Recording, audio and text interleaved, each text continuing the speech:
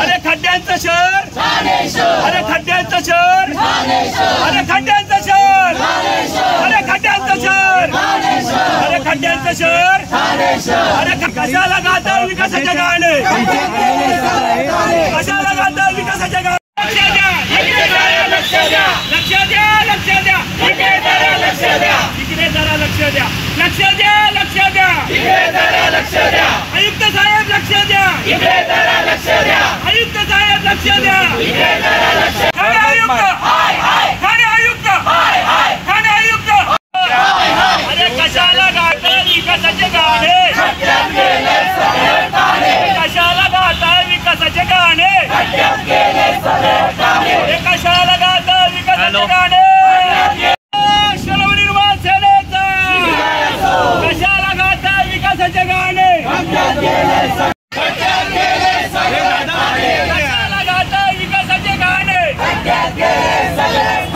कशाला गाता विकासाचे, कशाला गाता विकासाचे गाणे,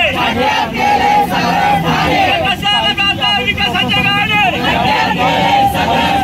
कशाला गाता विकासाचे गाणे, कशाला गाता विकासाचे गाणे. महाराष्ट्र नवनिर्माण सेनेचा, महाराष्ट्र नवनिर्माण सेनेचा, महाराष्ट्र नवनिर्माण सेनेचा, सन्माननीय राजसाहेब ठाकरे यांचा कशाला गाता विकासाचे गाणे, कशाला गाता विकासाचे गाणे, कशाला गाता विकासाचे गाणे, कशाला गाता विकासाचे गाणे, कशाला गाता विकासाचे गाणे. आता जी ठाण्याची ओळख आहे ती तलावांचं शहर, ते आता पुसून टाकायचं आहे. संपूर्ण ठाण्यात खड्ड्यांचं शहर म्हणून अशा बॅनर आम्ही लावणार आहे. कारण टीएमसीला काय पडलेलं नाही. तिथे लोकांचे जीव चालले. 2-2 दिवसापूर्वी 2 माईल एक वारला, तिथे जीव गेला. आताही तुम्ही थोडा उभे राहा, इथे किती लोक पडतात बघा. जे लोकांनी पडू दे, ऍक्सिडेंट होऊ दे, त्यांचा पाय तुटू दे, मरू दे, यांना काय पडलेलं नाही. हे मस्त एसीत बसणार. काय सांगाल, मुख्यमंत्री या रस्त्यासाठी निधी दिली आहे? तेच मला समजलं. सन्माननीय मुख्यमंत्री साहेबांनी या रस्त्यासाठी म्हणजे खड्ड्यांसाठी निधी दिलाय. मग त्या निधीचा वापर काय होत नाहीये. पूर्ण तुम्ही घोडबंदर ठाण्यात कुठे जा, खड्डेच खड्डे आहेत. तुम्ही ते सकाळी बघितलं 20 मिनिटाचा प्रवास असतो, त्याला 2-2-2.5 तास लागतात. हे रोज इथल्या नागरिकांना त्रास घ्यावा लागतो. का त्रास घ्यायचा नागरिकांनी? तुमचे टॅक्स वगैरे वेळेवर भरतात ना. तुमचे टॅक्स भरत नाहीयेत का? इथून तर 100% टॅक्स जातो.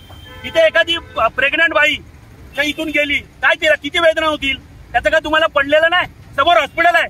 इथे येणारी बाई मला वाटतं रिक्षात असते. मुलाचं काय बोलते ईश्वराला माहिती. पण का तुम्ही लोकांच्या जीवाशी खेळताय? टीएमसीचे अधिकारी कधी जागे होणार? त्यांना जाग यावी म्हणून आम्ही हे आंदोलन केलंय. पुढचं आंदोलन हा सगळा कचरा उचलणार आणि नगरपालिकेत नेऊन टाकणार. साहेब, काही दिवसापूर्वी गायमुखचा रस्ता बनवला, तो रस्ता बनवलेला पण सगळा रस्ता वाहून गेलाय. कुठल्या दर्जाचं काम गेलं? त्या कॉन्ट्रॅक्टरवर पहिले हे करा, ब्लॅकलिस्टेड करा, त्याच्यावर गुन्हे दाखल करा. हे गुन्हे दाखल करतील का? नाही करणार.